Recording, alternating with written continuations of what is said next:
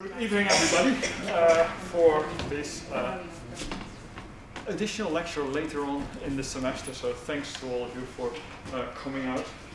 We have, but you've done well because we've got a great lecture coming up. I'm really pleased to introduce Giulia Saltini Semerari to you for this lecture here tonight. Giulia studied archaeology to begin with in her native country, Italy, but afterwards moved to do a PhD in Oxford, which she completed in 2010, and that was sort of in between classics and archaeology. So what she worked on particularly was connections between Greece, Italy, Late Bronze Age, Iron Age, colonialism, that sort of themes were involved. After her PhD, she spent some time, during her work in Italy, she had got in contact with Dutch archaeologists working in the south of Italy, and so got to spend some time working through a fellowship of some sort at the Royal Dutch Institute in Rome, after which she was awarded a European Curie exchange fellowship, and you see some of these in here at the VU University Amsterdam. I won't stand in front of it so you can see all her sponsors. More recently, after that fellowship, took up a position funded by the Gerda Henkel Stiftung at the University of Tübingen. Just as relevant here are the topics of her research. So as I said, it's colonialism and burial, connections between the Greek and the Italian world in southern part of Italy. As you can have all the elements here, colonialism and burial are the key themes of her research, and particularly the element, as you can see from the title, the osteological approaches she's developing through close collaborations with colleagues in Germany. So, Giulia will obviously talk about this in much more detail, so I'm not going to take up more of her time. So please help me welcoming Giulia for this talk.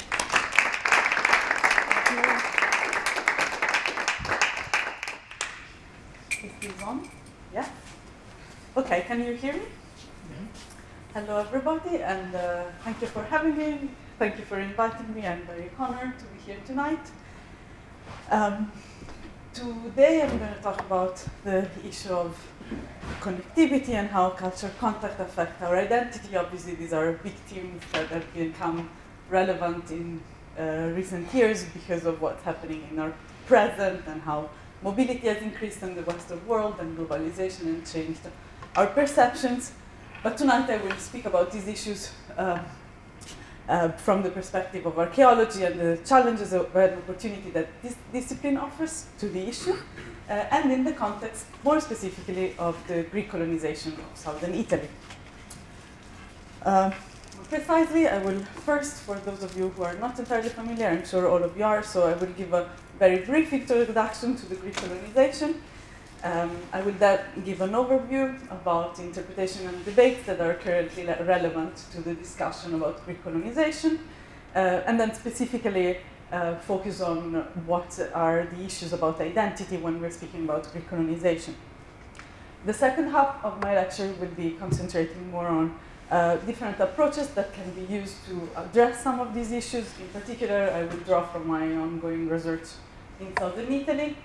And please remember, this is very much a work in progress because the project has really only just started producing some results. So I would be also really happy to hear any advice, comments, inputs from you tonight. And then finally, I will conclude with some final future perspective of where the research can go. So, as you probably already know, the Greek colonization saw the movement and resettlement of people from the Aegean all over the coast of the Mediterranean in various areas spanning the Black Sea. Yes, probably need to point it to southern Italy, to Spain, to France. And this phenomenon was roughly a little bit later and contemporaneous to the expansion of Phoenicians in the Western Mediterranean. In great, to be extremely synthetic, let's say, it's generally recognized that the Greek colonization was an extremely diverse phenomenon, where every colony developed its own distinct political trajectories, but also their own productions. And part of all these differences came from the fact that different colonies had also very varied relationship with the local populations. And in the general literature, these relations are normally represented on a spectrum from hostile, outright confrontation and expulsion to friendly intermarriage and coexistence together. And we're going to look at these issues in the context of Southern Italy a little bit later. The reason that I'm taking Southern Italy and as a case study is because it's one of the areas that has produced some of the most important Greek colonies were founded there, including Taranto, Metaponto, Sybaris, which eventually became politically and economically extremely important for the Mediterranean. It also has shown quite rich evidence of close contact with the indigenous populations of the area, particularly in the earlier period of the colony, but not only. And finally, because of the very long history of research that has taken place in Southern Italy, we actually can draw on a wealth of archaeological evidence, so that makes it generally a good case study. And I will particularly focus on the Gulf of Taranto, over here, which is the area between Apulia and Basilicata, where my work has been in the last few years. So when it comes to interpretation of the Greek colonization, the more traditional ones have normally considered, which are largely drawn from literary sources, have been normally considered the Greek colonization more as a punctual event, largely centrally organized by one mother city, more rarely more than one. A lot of the focus of the research has been on the urbanization of the colony, so on the formal processes of planning of the colony already from the very start of the colonization. In general, all these studies have come with the assumptions that the population in the colonies was relatively homogeneous because it was coming from one, or more rarely, more mother cities.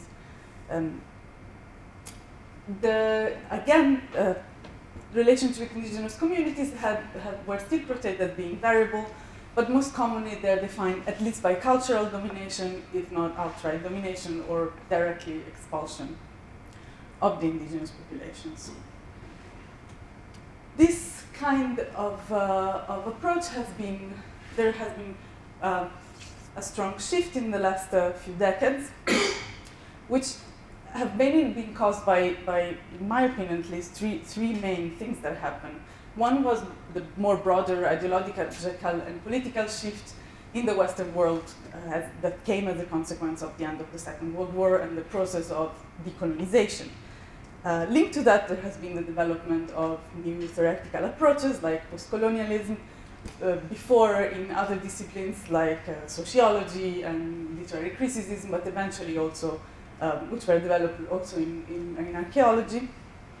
But another important aspect is that archaeological excavations have actually produced increasingly finds that did not really fit the picture of the traditional interpretation of the Greek colonization. And just to give you two examples, I have put here results from the excavations at Amastuola, which is an indigenous site in the area very close to Taranto in the Ionian Gulf. And we'll talk a little bit more about it later, where the excavators have found structures which resembled indigenous traditional architectural features like round huts, being lived in at the same time as more square houses that are normally associated with the Greek culture. And together with that, the site has also produced quite a wealth of evidence of both Greek and indigenous style productions and features. The other interesting find that they had in Amastuola when they excavated the cemetery, that mostly looks like a Greek cemetery with Greek pots inside. They also found an indigenous stele laying on the ground during one of the surveys. So the picture is more complicated than we thought. So these new approaches have come to emphasize the fact that colonization was probably not an event, but more likely a complex process that took place over a long period of time, where people arrived in different moments, and the contact implied the engagement of all parties through actions of negotiations, resistance, appropriations. and also the creation of new spaces of interaction and cultural mixing, which in the course of the debate have been identified either as frontiers, middle ground, or places where hybridization processes took place. And more recently, there has been a greater emphasis on the fluid and contextual nature and variable natures on these interactions, which has also invested the issue of identity. So, the concept of identity throughout this time has remained central in the study of context, but has gradually shifted depending on which theoretical framework was actually adopted, from the traditional ideas, and I know this is a bit silly, but it's just to have like a clear image in mind of expulsion of the indigenous population from the area of the Greek colonies, to the also traditional idea of total cultural dominations of the indigenous population, to more recent ideas of middle grounds and frontiers, shared spaces where the interaction could take place and it could actually produce different kind of cultures, to processes of hybridity where it's no longer entirely clear where one culture starts and the other one begins. So the theoretical framework to study identity in cultural context has become increasingly nuanced and complex in the last few years, which is a good thing because we also understand things better. Identity is now conceived as fluid, contextual, socially constructed and manipulated. It's not conceived as expressed directly in a linear way by material culture. We all know that pots aren't people. And so there has been recently increasing calls to identify, rather than just study how the Greeks as a bloc interacted with indigenous as a bloc, with cultures that we actually understand, to identify relevant context and fields of action in which also in a diverse chronological scale, where diverse and even contrasting identity are played out in contact context. And this is very interesting, but while the theory now has become clear and nuanced and refined, the link with the archaeological evidence is, in practice, actually still quite difficult to establish. And there are some limits to the archaeological evidence that make our connection to our theories about identity and what we actually found in the ground, which are objective. And these include, for example, the massive destruction of archaeological evidence that we encounter. I put here Ötzi as my symbolic reminder of how much we actually miss when we look at the archaeological evidence on the ground. 90%, unless things are found in exceptional circumstances, we actually lose 90% of the evidence of what was the everyday reality of people in the past, and we should never forget. So, for example, if some specific and very important identity construct was expressed through dress, we're probably not in a very good spot to understand it. To hit a little bit more closer to home, the osteological evidence for 7th century southern Italy, which is a crucial period of contact because it's just immediately after the first Greek arrived, and we have a lot of archaeological evidence of very close interaction and perhaps people living in the same place. It's basically all completely gone because it has been either destroyed because many cemeteries were excavated in the 70s and the bones were not kept, or it has been looted. And so we don't have much evidence for cemeteries like the site of Amastuola that I was showing you before. Or it has been actually lost inside the magazzini of the superintendenza. And this is actually the image that I have in my mind every time I enter one of the storage places of the superintendenza, because I have spent a couple of years looking for bones that I never managed to find. But there's maybe beyond that a more crucial question, which is, are there any inherent limits in the archaeological evidence for our understanding of identity as constructed by the theory that we have right now? And to that I have to say so can we reconstruct identity for something like that? Tiny bits of pottery, for example. But to that I have found in the literature different perspective in general that can be kind of summarized in the pessimistic and optimistic camp. And the pessimistic people are the ones that very rightfully criticize a lot of the assumptions that we carry with us when we look at the archaeological evidence and try to assign some sort of identity to that.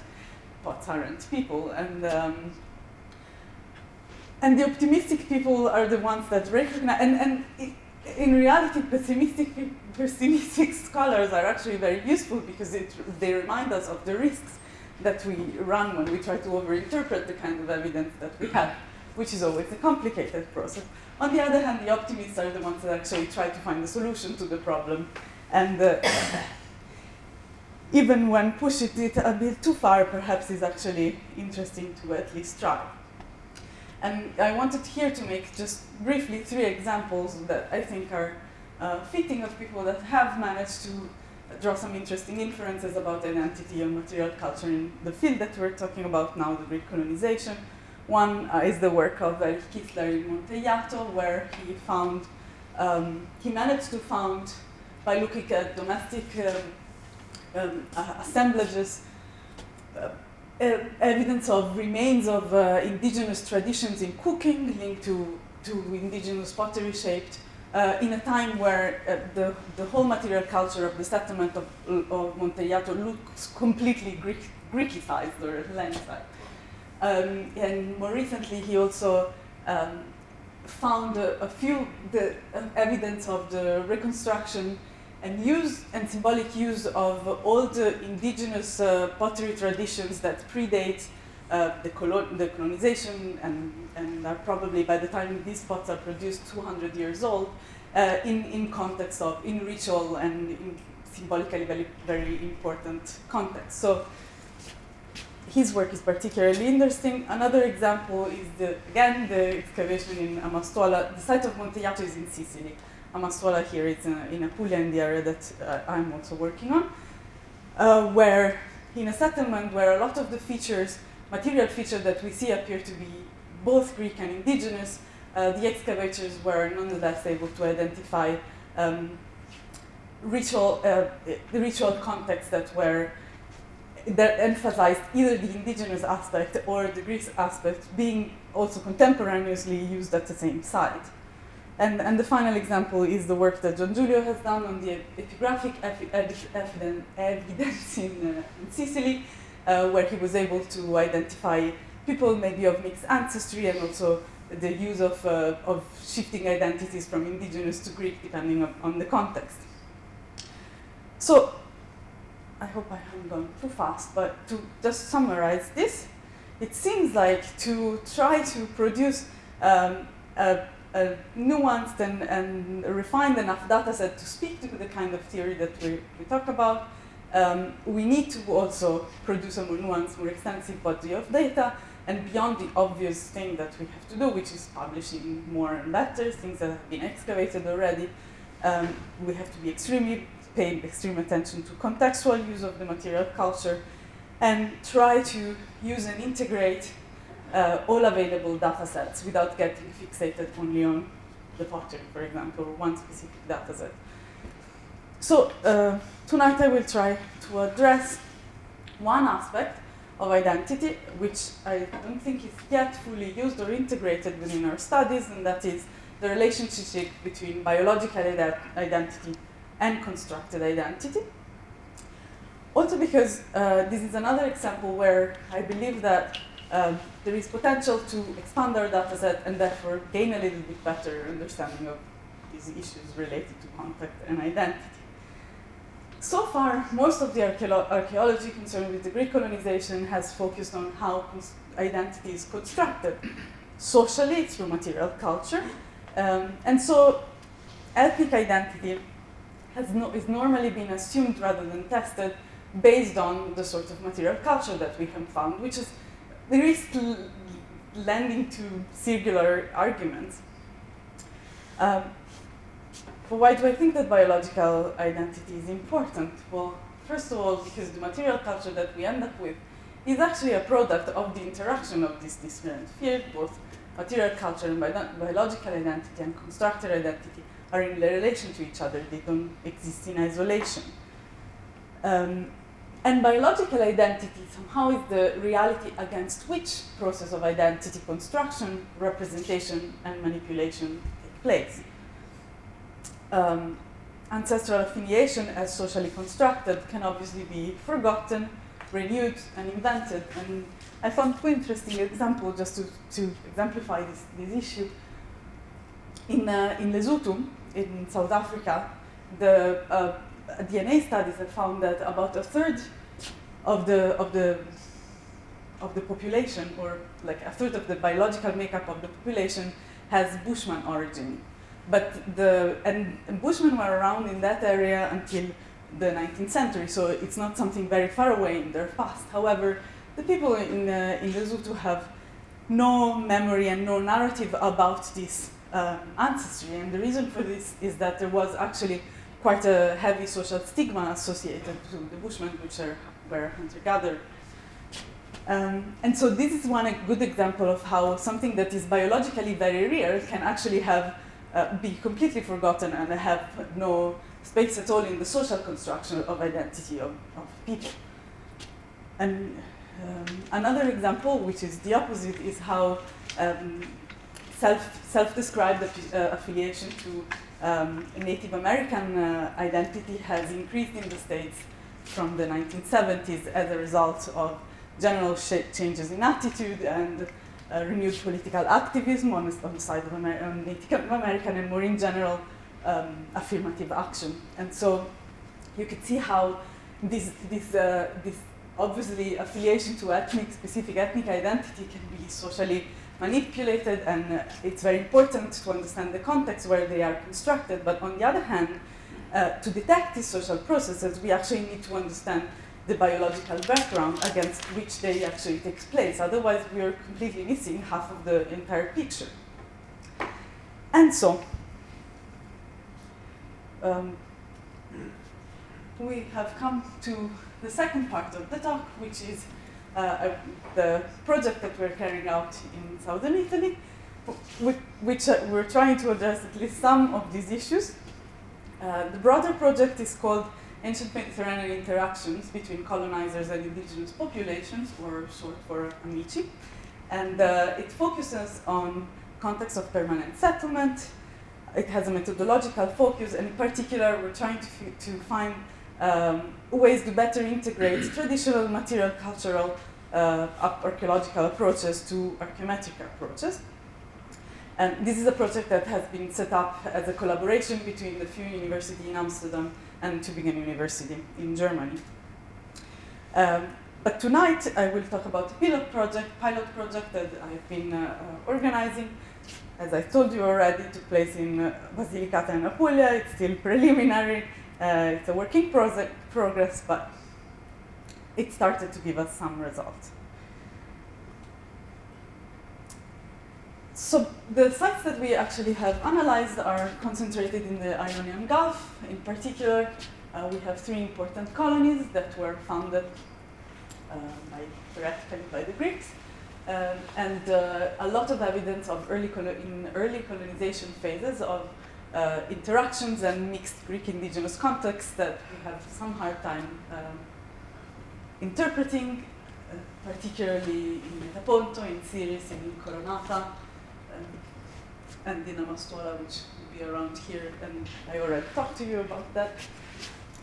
So mixed contexts include both the finding of burial practices that appear typical of either Greek or indigenous traditions in the same cemetery, and this includes inhumation in crouched position in the Greeks' colony of Siris, for example, the burial of grave goods that are either Greek or indigenous in style, the finding of architectural features that resemble either Greek or indigenous architectural traditions, or even of very indigenous-looking huts with lots of with very much Greek-looking material as pottery assemblages, for example.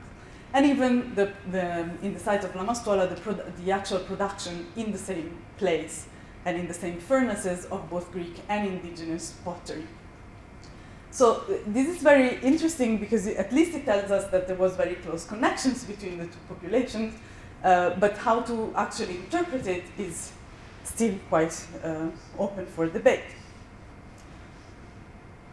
The sites that we have focused on, as I showed you, are in Coronata and Santa Maria d'Anglona. They date to the early Iron Age, so predate the Greek colonization, and we needed to study them in order to have some sort of indigenous signature that we know has nothing to do with post-colonial situations. Then we have analyzed the indigenous sites of Passo di Giacobbe, which is largely archaic in date and is between the colony of Taranto and that of Metaponto. I can show you again the map.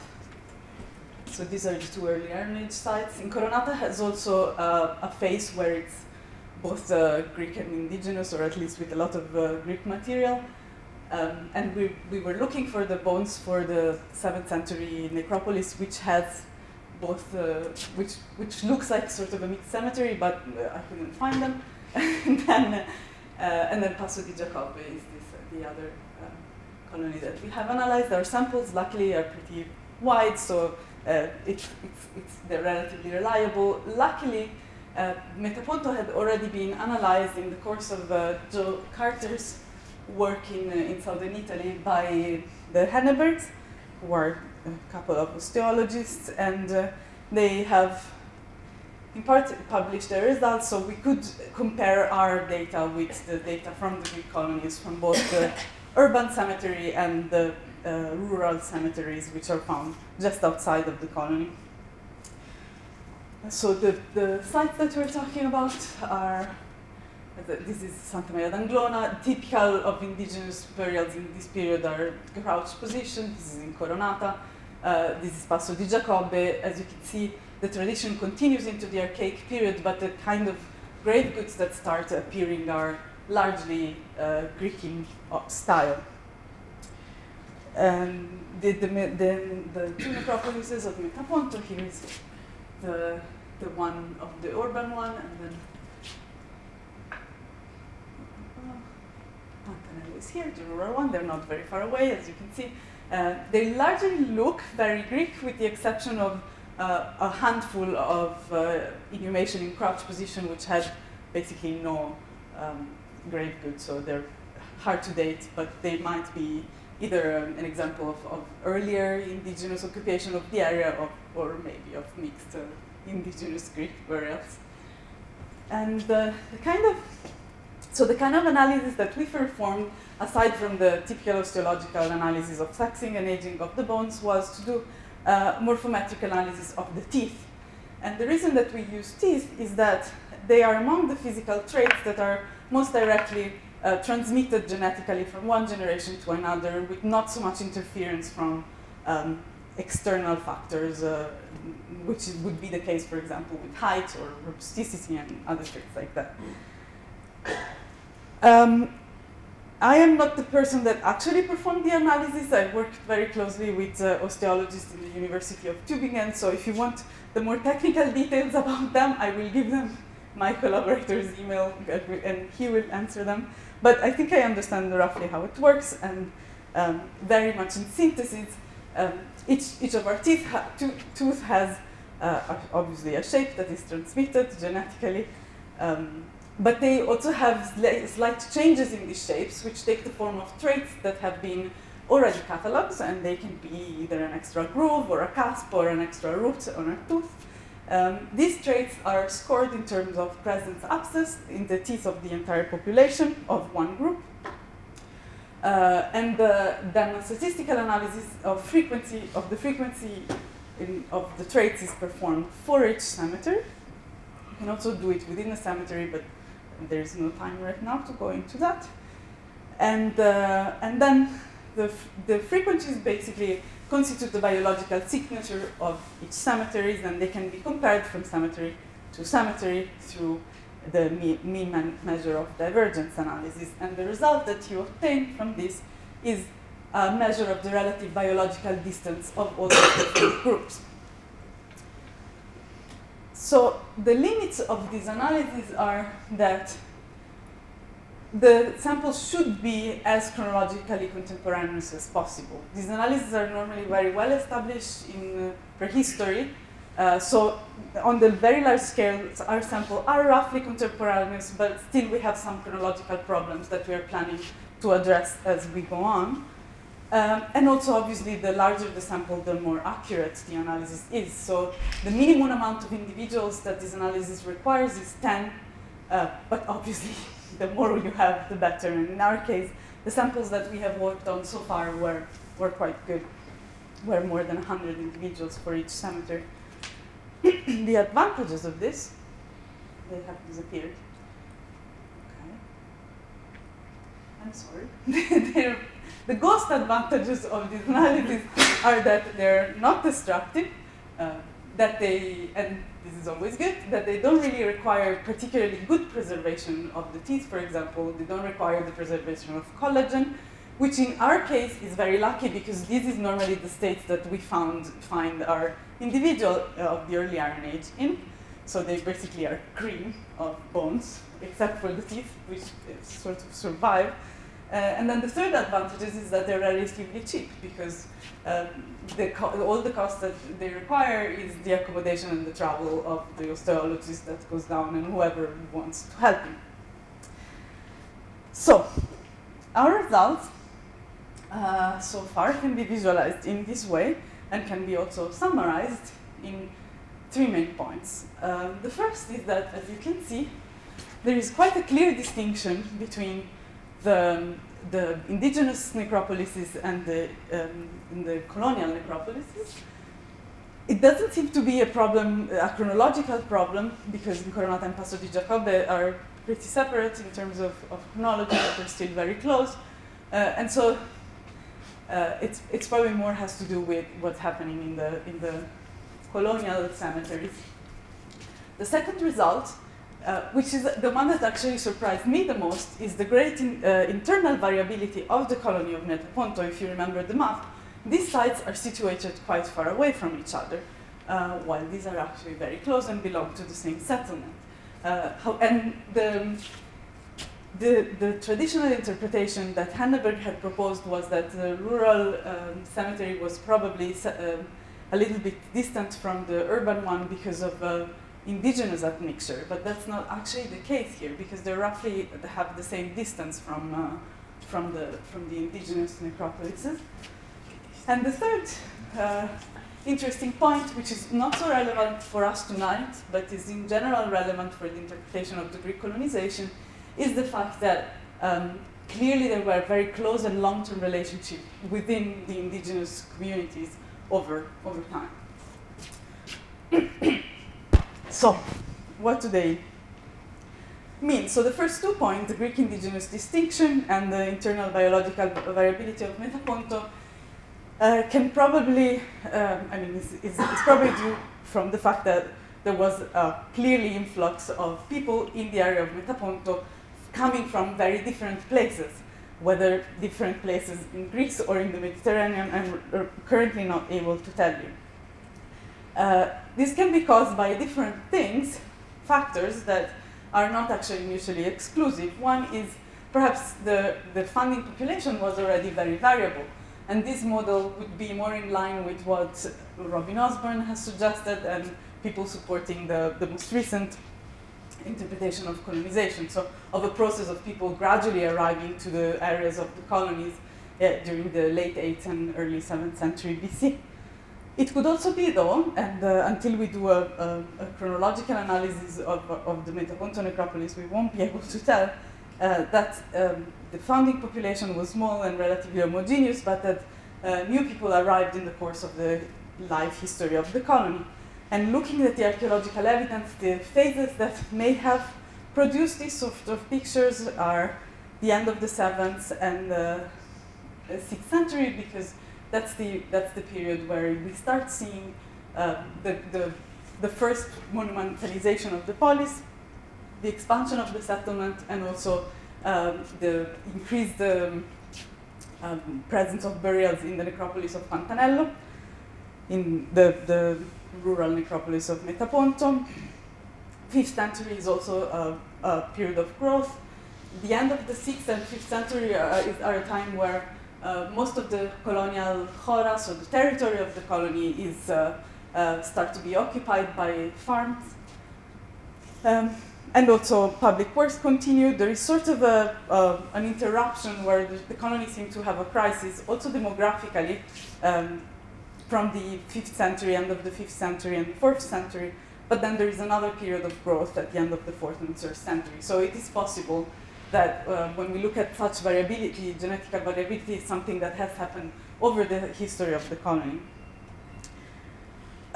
We don't really know whether there was Greek indigenous intermarriage or any indigenous people moving into the colonies. The reason that we don't know yet is that the variability in Metaponto is so high that the signature of the indigenous population is sort of lost within it. It cannot be excluded, but another result of our studies, which looked at the internal variability between male and female population in the site of Santa Maria d'Anglona, which is one of the two indigenous early Iron Age sites, has produced greater variability, has shown that there is greater variability in the male population rather than the female. And this is normally associated with matrilocal society. So it would have probably, if this is actually true, and the data are still not so wide, so we want to continue, but if this is actually true, there might have been a cultural obstacle to the idea of indigenous women marrying into the family of a Greek man, because they would have been normally used to the opposite happening. So that has to be taken into account. The other interesting results, as I already said, is that there was great cohesion between indigenous groups. So there was definitely long-term intermarriage among indigenous colonies in the inland. Yes. So, conclusions. There is no real direct relation between biological and constructed identity, at least when it comes to the Greek colony. It seems obvious that, at least when we're looking at the public spaces of Metaponto, there was a strong emphasis in the construction of a communal polis identity through monumental structure, even if this did not really reflect in any way the biological variability that we see within the osteological evidence. And then, I'm sorry, there is a bug in my PowerPoint. we need to integrate a little bit better our knowledge of interactions between indigenous communities into the picture that we're constructing of the Greek colonization in the area. What are our future perspectives? I think from here, one of the first things that we need to do, and we're planning to do it between July and September, is to do a period-by-period analysis of the evidence of Metaponto and possibly also the other sites that we've been looking at. We had some difficulty getting access to the Metaponto necropolis, but the superintendent in Basilicata has changed, so it seems like we finally have permits to go and do that. We also want to expand to other colonies and indigenous sites of the interiors. So the two colonies that we're working on right now, we have recovered miraculously about 20 individuals from the archaic necropolis of Siris. All the others were thrown away, but we can already at least work with them. And then we have also obtained access to the archaic burials of Taranto, the other colony. Currently, they are doing works in the storage places, so they moved all the materials to another facility which is not accessible, but as soon as the work's done and the materials are accessible again, we'll also look at that. And obviously it would be very interesting to get some samples from Greece, because so far we have only the relative distance, biological distance between these different cemeteries. It will obviously greatly impact our interpretation if we have the indigenous population here, the Greek colonies here, and Greece is somewhere over there, or whether it's very close to the Greek colonies. So this is something that we're still working on. And then we plan to integrate this TIS analysis with DNA and isotope analysis. Isotope will actually take place hopefully in July. And DNA will probably also take some samples to see whether it's even feasible this summer, and then to plan another campaign in the future. This will be particularly useful to integrate smaller samples into our data sets, because so far, unless we have a big sample, we cannot really say very much. And then obviously another course of action that I am following is that of not only focusing on discrepancies between material culture and ethnic identity, but also looking at more specific personal traits of identity like gender or status or kinship, and see how within one cemetery these are constructed between the data that we get from the osteology and the data that we get from archaeological grave goods and grave structure and so on. And this is, if you want, we can talk about it, but it's not part of the current talk. So thank you very much for listening. I'm happy to take any questions.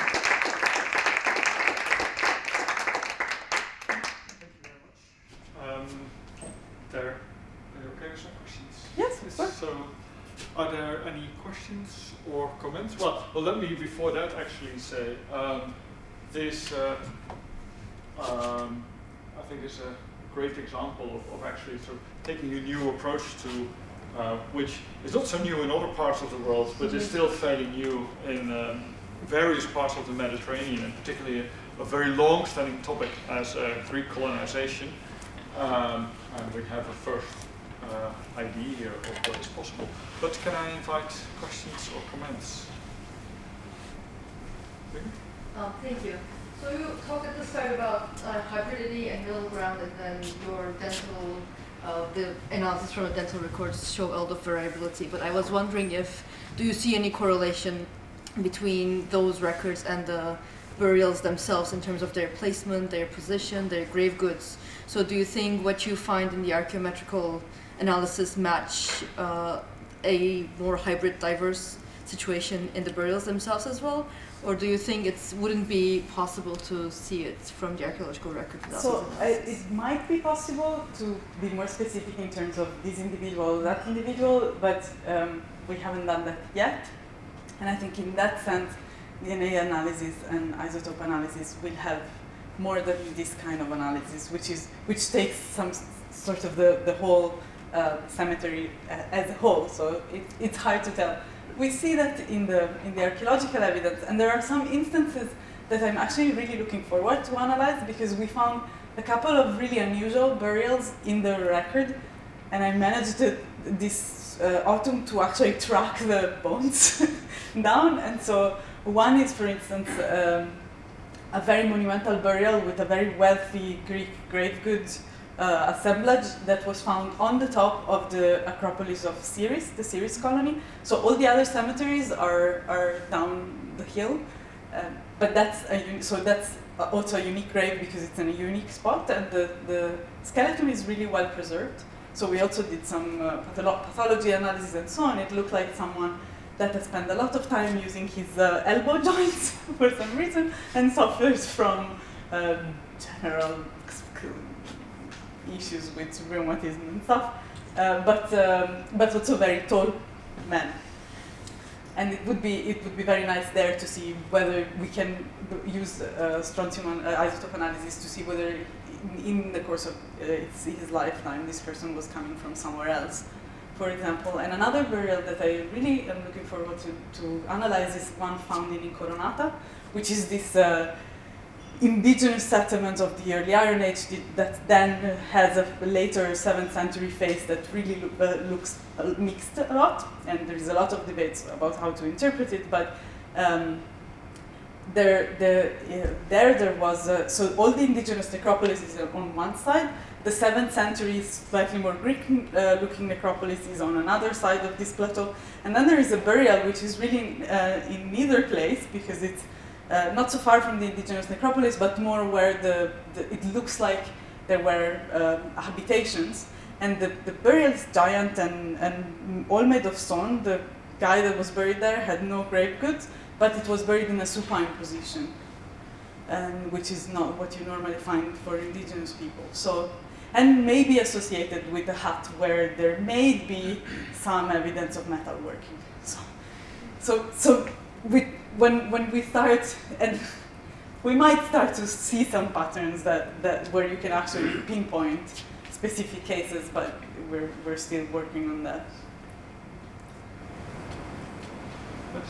Thank you so much, first of all. And secondly, I hope this isn't too naive or ignorant of a question, because it is about the morphometric analysis, which I'm not totally familiar with. But I was wondering if, because you're comparing cemeteries to one another, does that inherently sort of prioritize kinship between within the group versus between the groups?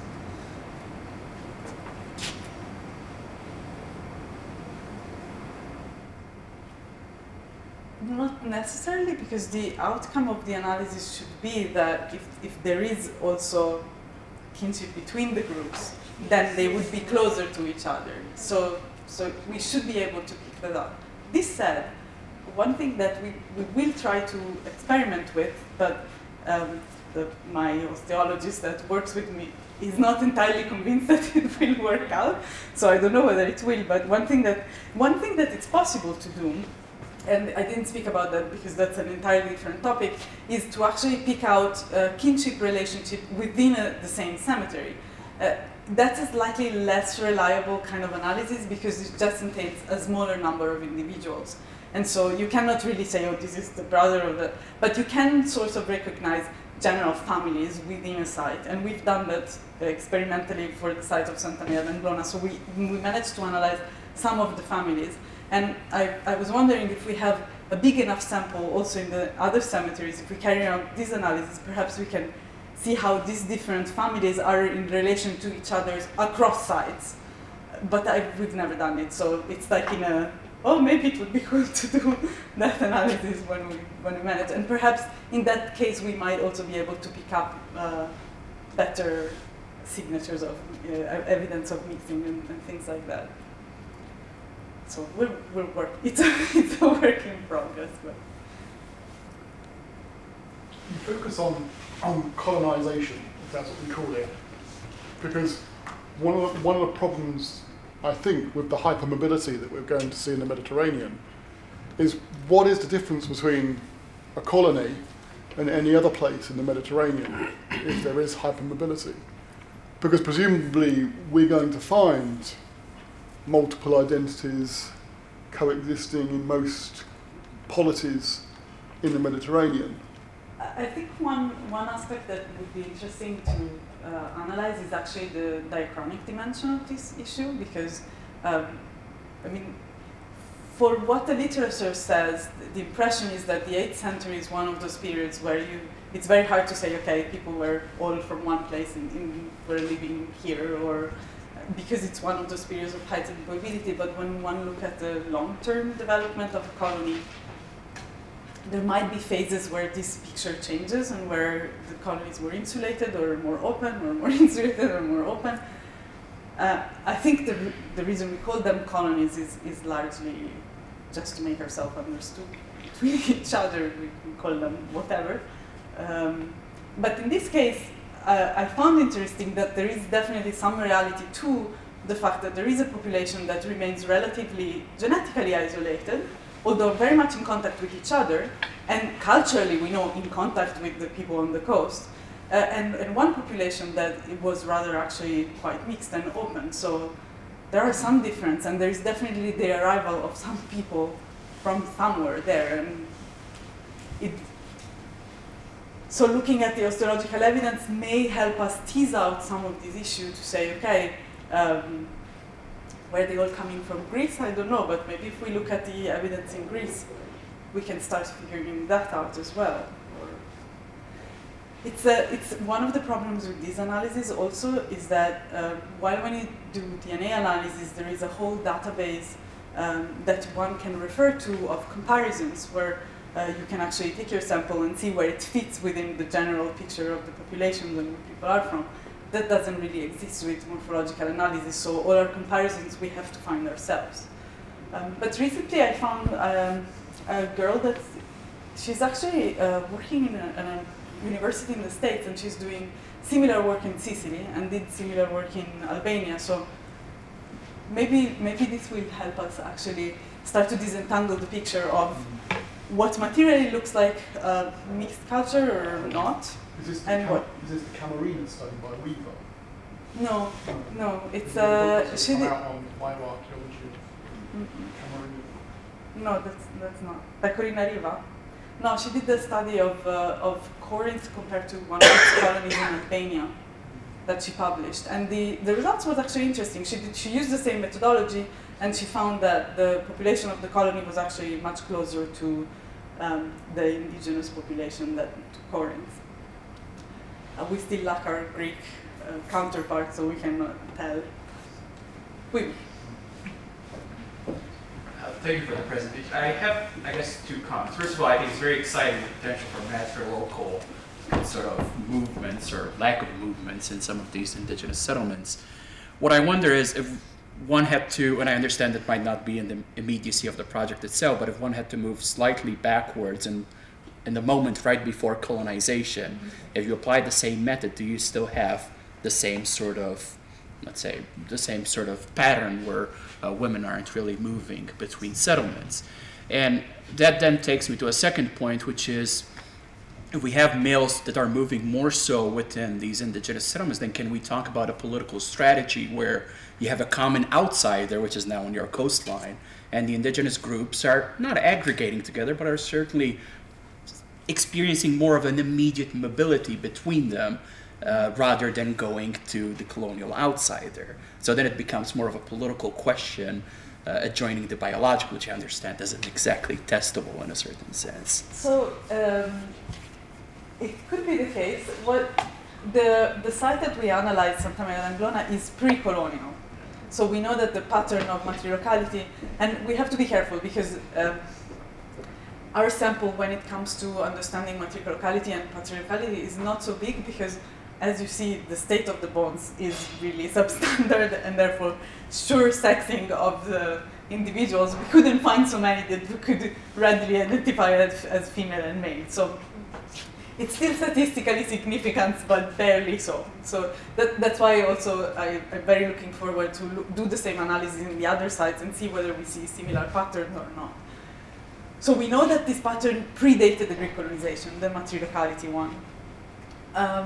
And also the two indigenous sites in Coronata and Santa Maria d'Anglona also predate the Greek colonization. So we know that context between them was happening independently from the arrival of the Greeks.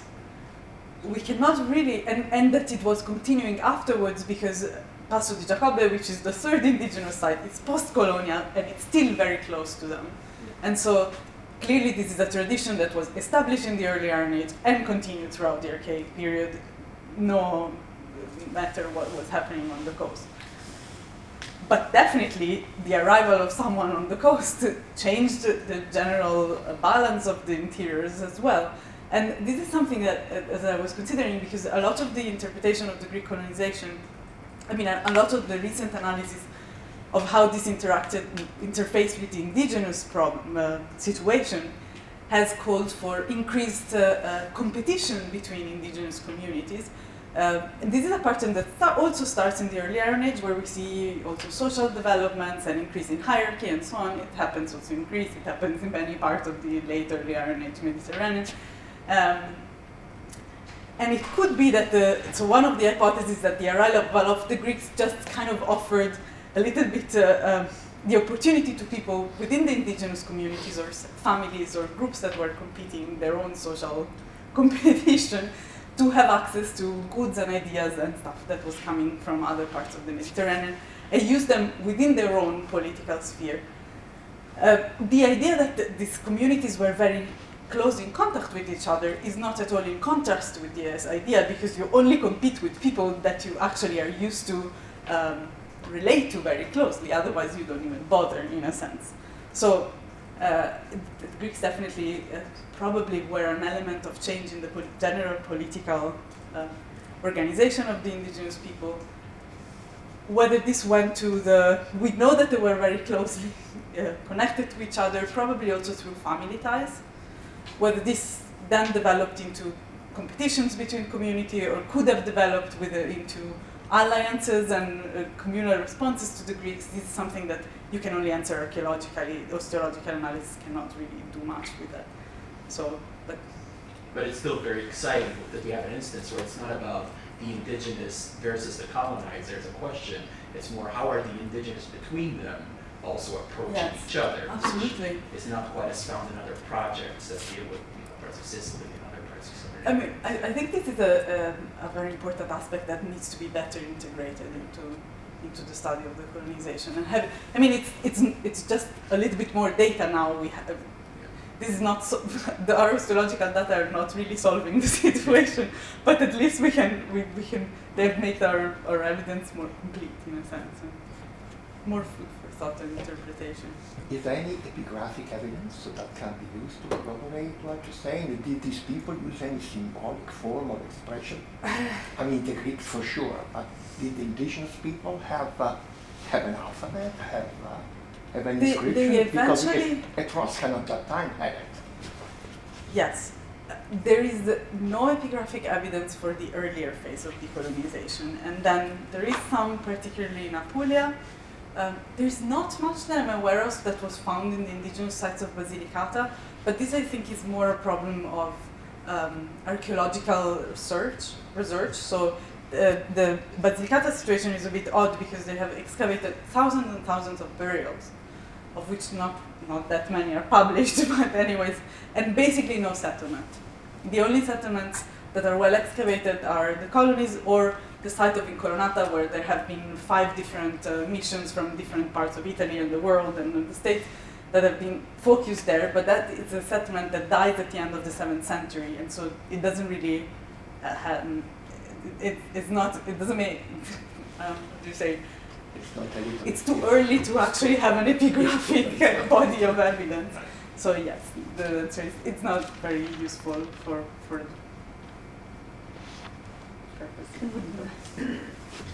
So if you want to extend this work to Greece, as you were saying, what bodies of material or which sites, which cemeteries do you have in mind to be able to do that? So one thing that we were thinking of was starting with Archaic, only because we might have some personal links via other professors, and there were quite a few cemeteries that are geometric cemeteries that have been excavated there. I have no idea how the situation is, and in my experience, what normally happens is that there is quite a bit of legwork that needs to be done in order to see whether the bones. We know from publications that geometric time cemeteries have been excavated, but whether the bones have been preserved, where they are, whether they are in the condition that allows their study, that we can only find out once we go to Greece, and that's our plan for the. Or whether they can even be located in the Or story. whether they can even be the Greek located. situation will be exactly the way you would describe it. Yes, so I'm not. Absolutely. Yeah, let's say I'm not. I hope that we will manage to get some data from Greece. If not, Archaic is more promising than Laconia in general, and I'm talking about Archaic and Laconia because they are traditionally the ones that founded different colonies in the Gulf, and so just for the sake of testing the hypotheses that are around right now, it would be important to look there and not in other random places of Greece. Although, as we saw, likely what we find will not be so immediately relatable to the evidence in the colony. But everyone has told me that Laconia is basically a black hole, and so hopefully They're not very encouraging. That's why. So we'll start with that and then see what we can develop from there. But that's basically in the next few months that what we're going to do is start getting in touch with people and see whether we can go and just even look at the situation and see how it is. Because yes, that takes some time. No, I had a very specific question. I don't know if you can answer, but when you talk about DNA, do you distinguish between regular DNA and mitochondrial DNA? Yes. We were not thinking of doing mitochondrial because, Because female, yes. female. In general, I talked about this with a colleague of mine in Copenhagen who is an expert in DNA. We had a very long conversation, of which I remember very little right now, so I cannot tell you the details. But he suggested not doing the mitochondrial one because he said probably for the kind of evidence, information that we're looking for, it's better to start directly with the other Because they say that you can go back to Eve, analyzing If the material allows it, so. Yes, but first they're going to just test whether any DNA is actually extractable from the And can you bones. distinguish between the bones of females and males? And males. When they're not too badly preserved, yes. In general, You find small pieces then. but for doing DNA, it's not necessary to sex the skeleton, so that's not a problem. But you can, in general, what happens in Italian archaeology is that people have sexed the burials based on the grave goods, and the few times that this has been tested against the osteological evidence, there is quite a good correspondence between what we see as people buried as female and male and the actual osteological evidence. It's not a complete 100% overlap, but very, very close to. And also our studies are in that line. So it seems like when you were buried as a male, you were most likely to actually be a male as well, and vice versa, as far as we can tell. Thank you. I think this might be a good point to continue discussions over a glass of wine or soft drink. But if you all would want to join me to thank Giulia for her talk and answering the questions, and thank you all for coming.